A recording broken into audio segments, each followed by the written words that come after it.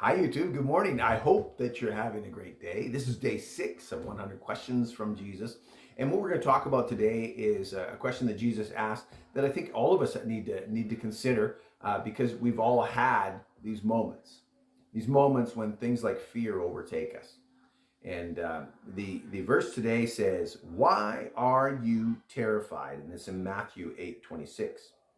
And so, you know, um, I think this is, I didn't read the context around this, but I think this is when they're in the boat and the waves are overtaking them and the storm is on. Jesus is sleeping and they're they're waking him up saying we're about to die and he's like, "Why are you terrified?" And he just calms the storm and makes everything okay. And I think this is a great picture of our understanding of what Jesus is to us, what our Father God is to us, how he can handle any situation.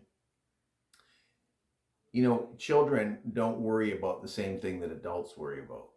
And the reason is because the child knows that mom and dad got this. They're going to look after them. And we need to have the same attitude. We need to have the same attitude that our God, Lord Jesus, has control of even the storm. All the things around us, he has control over. So don't be overtaken by the storm. Don't be overtaken or terrified when crazy things happen.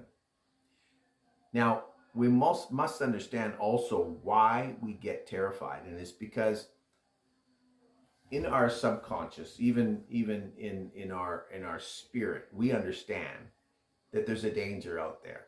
We don't quite understand it. We don't quite know where it comes from.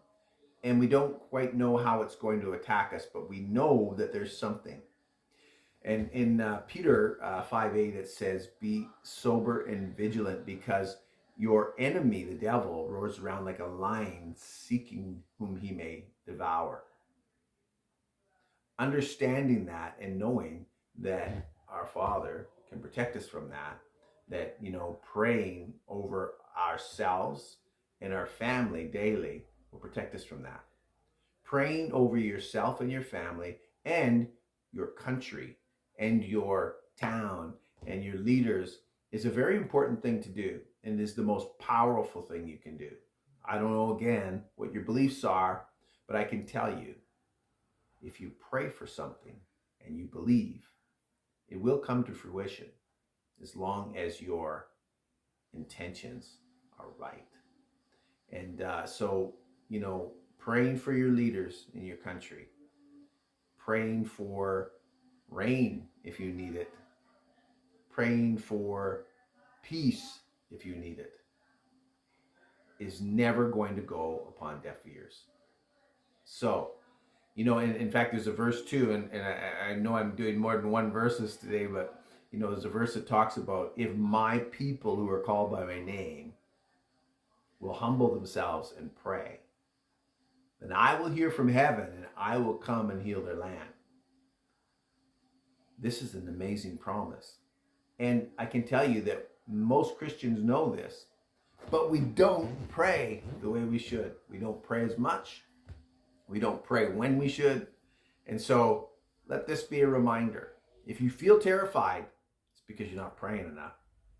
So get on your knees, talk to the Father, find your private place, and speak to the Father, and he will bring peace in the storm.